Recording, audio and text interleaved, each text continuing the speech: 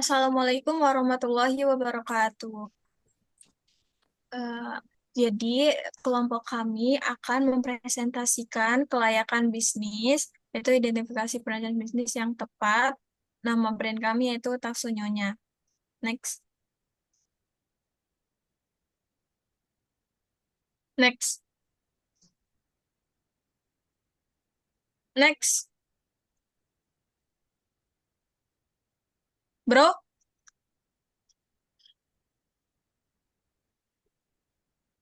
Untuk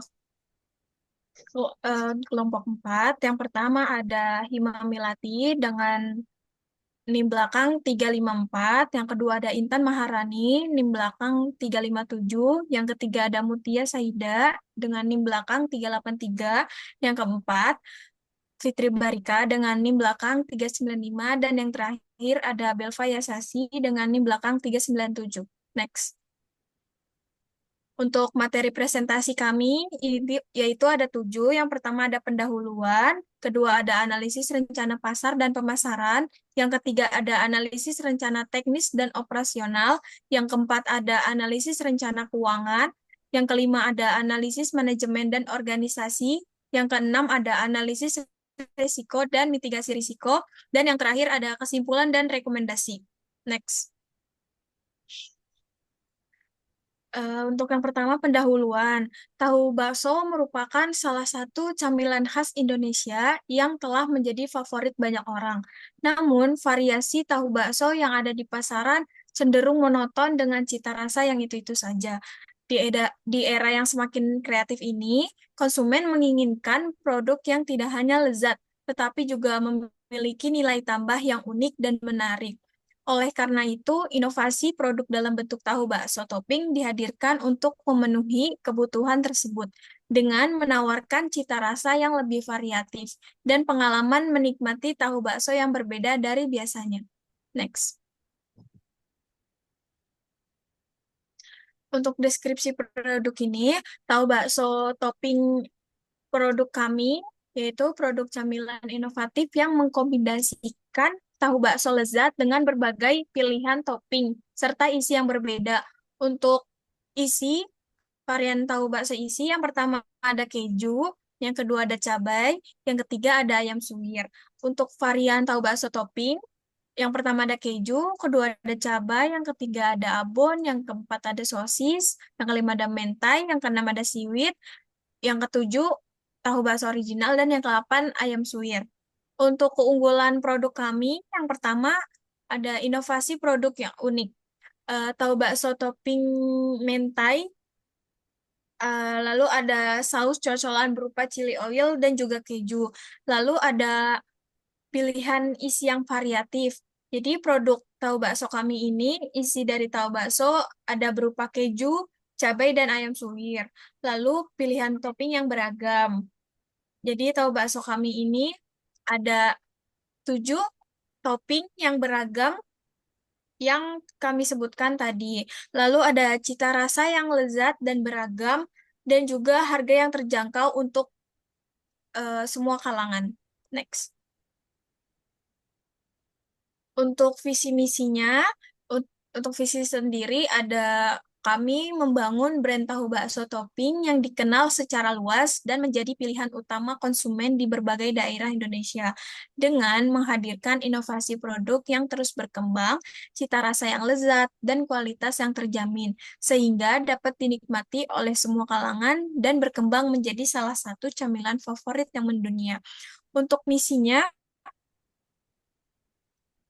yang pertama, kami mengikuti tren pasar dan menciptakan varian baru yang sesuai dengan kebutuhan konsumen. Lalu yang kedua, mempromosikan produk secara kreatif melalui media sosial dan platform e-commerce.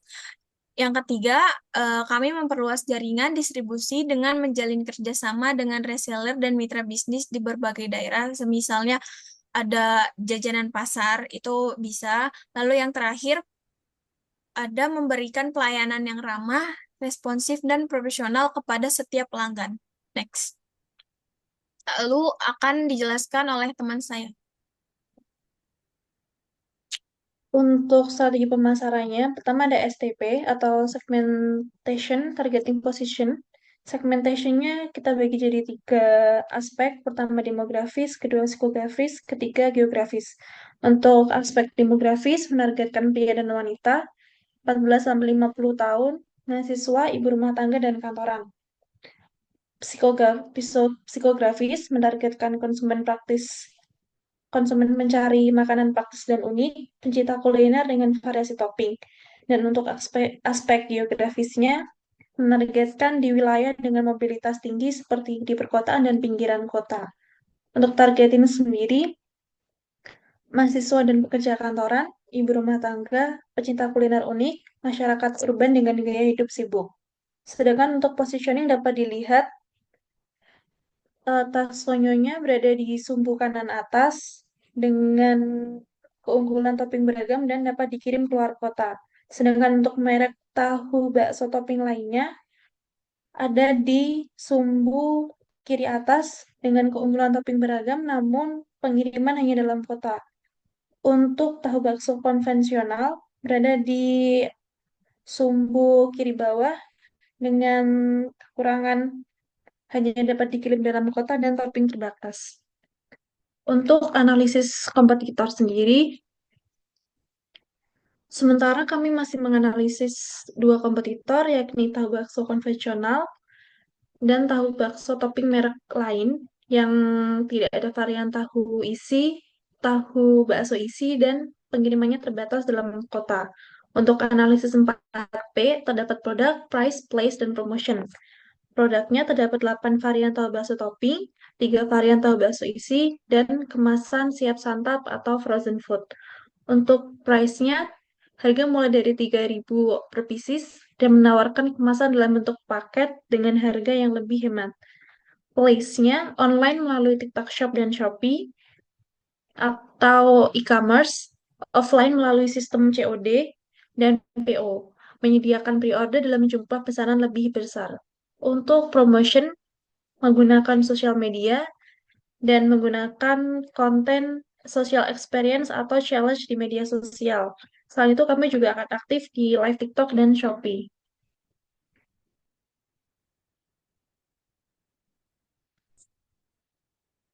Selanjutnya, analisis rencana teknis dan operasional.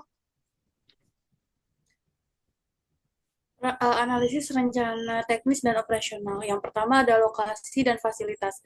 Di lokasi ini kita dekat dengan kampus, dekat dengan supplier atau bahan baku, mudah diakses oleh pejalan kaki dan kendaraan. Yang keempat ada biaya sewa yang efisien. Selanjutnya di fasilitas kami ada dapur produksi, area penyajian, area penyimpanan bahan baku, area penyimpanan barang jadi, dan area display dan kasir. Selanjutnya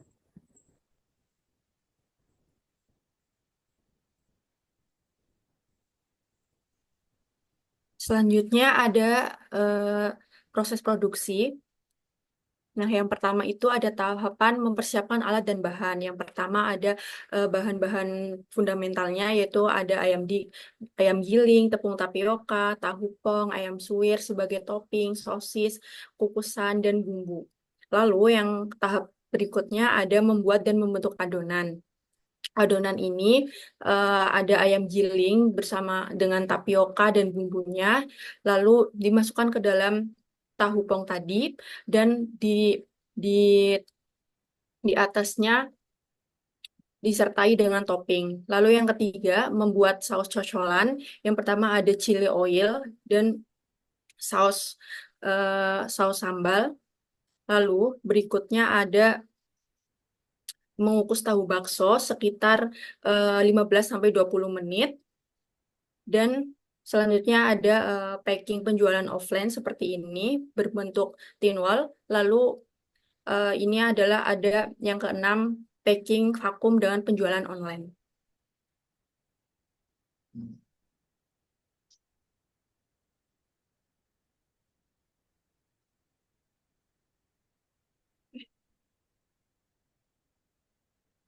Lalu berikutnya, Selanjutnya ada teknologi yang di mana dibagi menjadi tiga, yaitu peralatan utama, untuk produksi tahu bakso topping itu sendiri ada blender dan touch gas atau pembakar portable.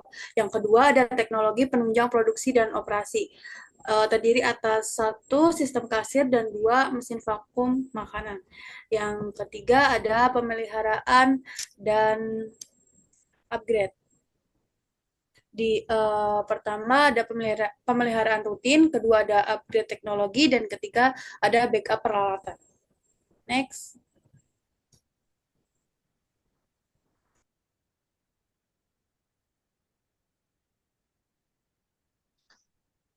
Lalu ada analisis keuangannya. Untuk peralatan kita membutuhkan 9 peralatan berisi kompor gas, tabung gas, baskom, peniris, capitan, kukusan, kotak plastik, kotak toples dengan harga estimasinya dan totalnya 367.500. Lalu kita menghitung juga nilai residunya. Nilai residunya dihitung per tahun dengan skalanya linear lurus dengan total penyusutan per tahun 137.500, lalu per bulan 11.458 dan per hari sebesar Rp382. Next.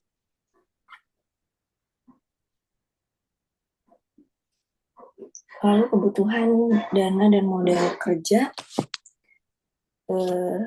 untuk bahan baku dan bahan pembantu seperti tahu kopong, ayam giling, bumbu, tepung tapioka, dan sebagainya, itu di total 75.100 dengan upah per bulannya itu 250.000 dan biaya operasionalnya itu 80.000.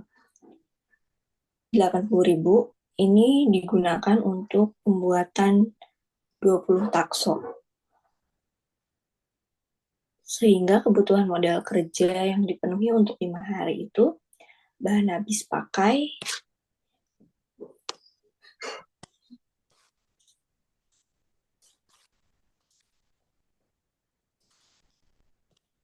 habis pakai 375.000, biaya tenaga kerja langsung 50.000, operasional 16.000, sehingga jumlah kebutuhan modal kerja dalam 5 hari itu membutuhkan 441.500. Sehingga rangkuman kebutuhan dana untuk taksonya itu terus modal kerja 441.500 dan kas untuk berjaga 1.840.250, sehingga jumlah yang dibutuhkan untuk modal kerja taksonyonya ini 2.649.250. Next.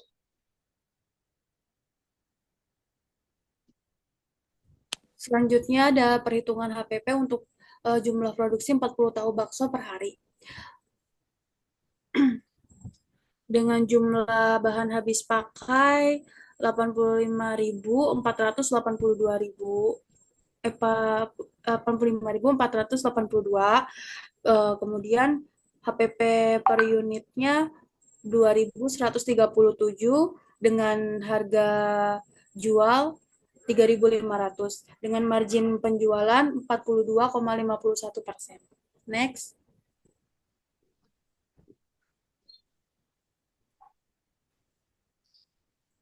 Selanjutnya ada BEP. Dengan BEP per unit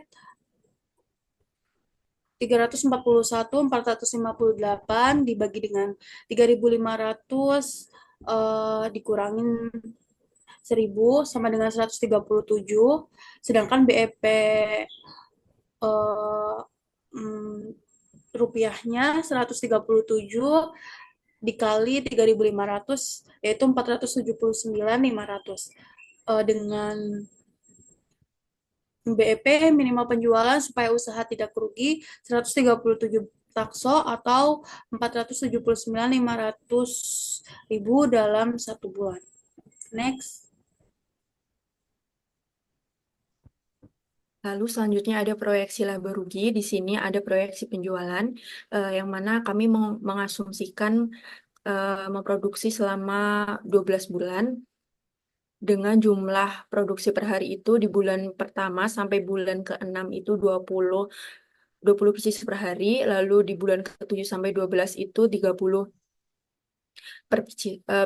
pieces per hari. Dengan jumlah per bulannya itu kami memproduksi satu bulan ada 25 kali produksi, yang mana 20 kali 25 itu 500. Lalu dengan total jumlah itu 7.500 selama 1 tahun. Lalu di sini ada asumsi pendapatan di bulan pertama sampai bulan ke-6 itu ada 500 dikali 3.500. 3.500 itu adalah HPP-nya dikali per 6 bulan yaitu 10.500.000. Lalu di bulan ke-7 sampai ke-12 itu ada 750 dikali 3.500 dikali 6 bulan itu 15.750.000 dengan total pendapatan selama 1 tahun itu 26.250.000.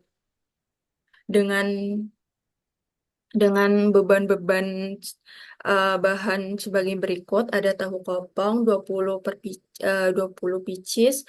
Ini perharinya ya perharinya 20 tahu bakso topping per pieces. Ada dengan biaya 500 per pieces, 500 perak.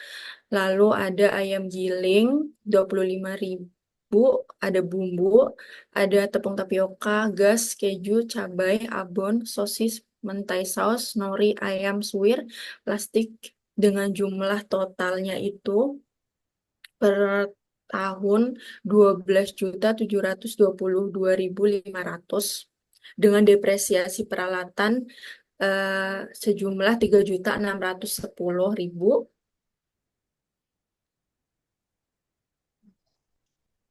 Lalu biaya operasionalnya di sini ada promosi 1 tahun, ada 30.000 penjualan termasuk bensin untuk operasional selama 1 tahun itu 50.000 dengan jumlah beban 80.000. Dengan jumlah beban itu 16.412.500, yang mana pendapatan tadi 26.250 dikurangi dengan beban 16.412.500 memperoleh laba 9.837.500. Next.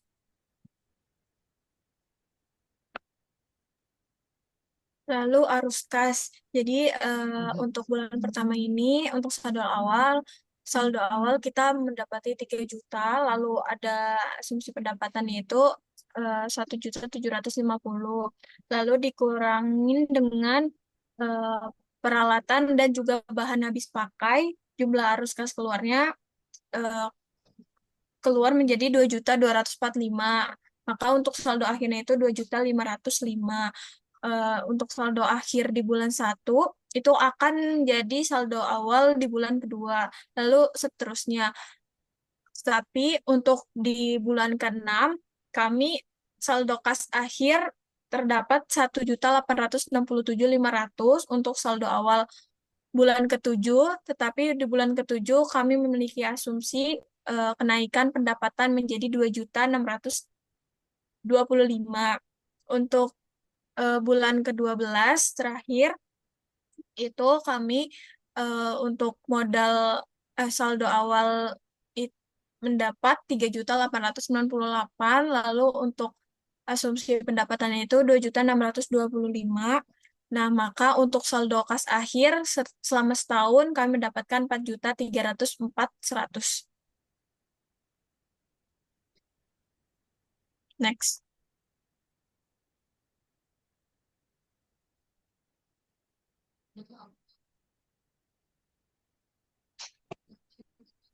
Lalu selanjutnya ada analisis return on investment, yaitu dengan memperoleh laba 9.837.500 dengan investasi di awal itu 2.649.000 ya 49.250 memperoleh ROI itu sebesar 371%. Yang mana terdapat payback periodnya itu dinyatakan layak kan kurang lebih dari 1 tahun.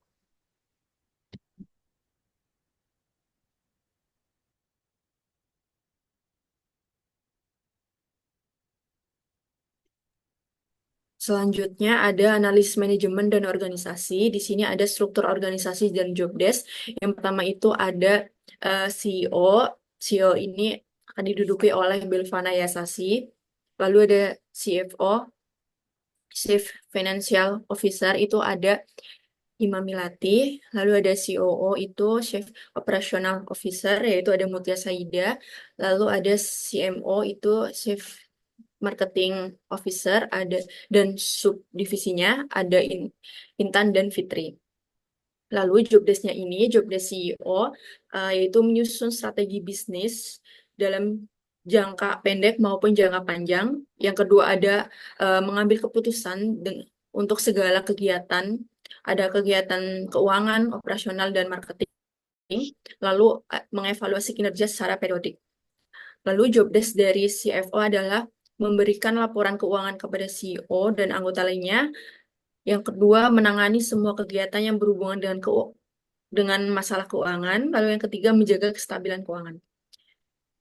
Lalu ada COO, yaitu dengan job desk memastikan operasional bisnis berjalan efisien, lalu memeriksa dan merekap alat dan bahan baku, serta memastikan anggaran operasional digunakan secara efektif. Lalu ada CMO dengan job desk menganalisis strategi marketing, menganalisis dan menyusun strategi pemasaran, dan menganalisis kebutuhan pasar, serta membuat bahan pemasaran melalui sosial media seperti pembuatan konten.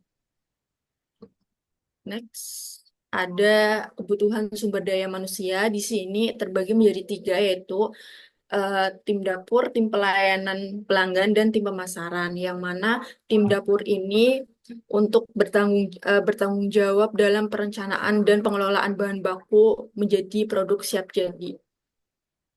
Lalu tim pelayanan pelanggan itu dengan memiliki tanggung jawab dalam melayani pelanggan saat melakukan transaksi serta menampung segala kritik dan saran dari pelanggan. Lalu ada tim pemasaran yang bertanggung jawab untuk membuat strategi pemasaran supaya menarik calon pelanggan dengan tujuan untuk melakukan pembelian. Selanjutnya ada analisis risiko dan mitigasi risiko. Yang pertama, jenis risiko produksi, deskripsi risikonya bisa bahan baku bisa habis atau kualitasnya jelek, kesalahan produksi seperti tahu gosong atau rasanya tidak konsisten. Mitigasi risikonya punya lebih dari satu supplier, quality check bahan baku, membuat SOP produksi, dan latihan rutin untuk tim produksi. Lalu untuk risiko penjualan dan pemasaran, deskripsi risikonya berupa target pasar tidak sesuai, promosi yang kurang baik, lalu banyak pesaing sejenis. Mitigasinya dengan cara riset pasar sebelum melakukan penjualan, promosi kreatif di media sosial, mengadakan promo bundling atau diskon, lalu juga ikut bazar event. Next.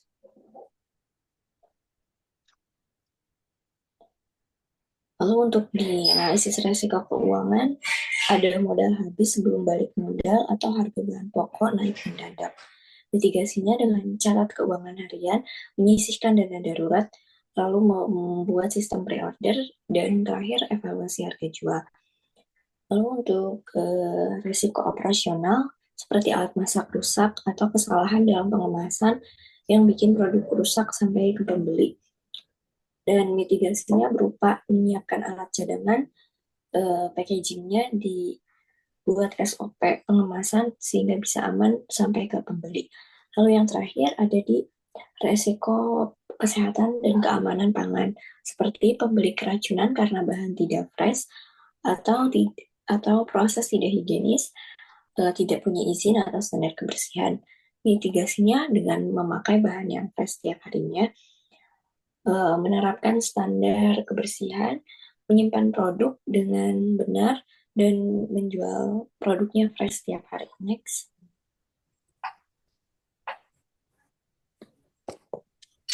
Selanjutnya ada kesimpulan dan rekomendasi.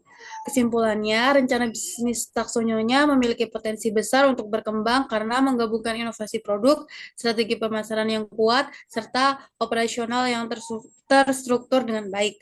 Produk ini menawarkan diferensiasi yang jelas dibandingkan kompetitor dengan berbagai pilihan topping dan isian, kemasan yang fleksibel, siap santap atau frozen food, serta pengiriman luar kota yang memperluas pasar. Selain itu, strategi pemasaran digital yang aktif melalui TikTok Shop, Shopee, dan media sosial memperkuat daya tarik produk di kalangan konsumen muda dan urban yang menjadi camilan unik dan praktis.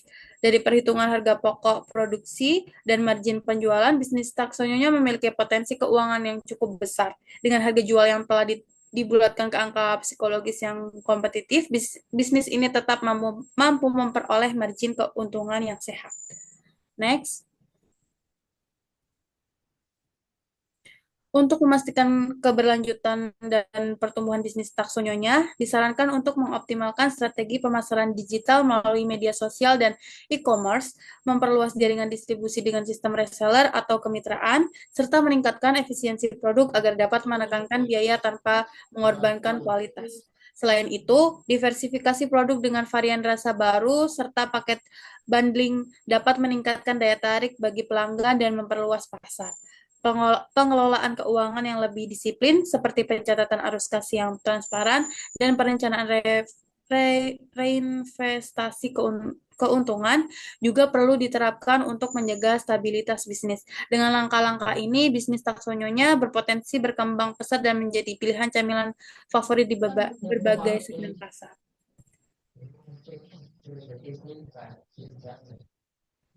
Sekian dari kelompok kami.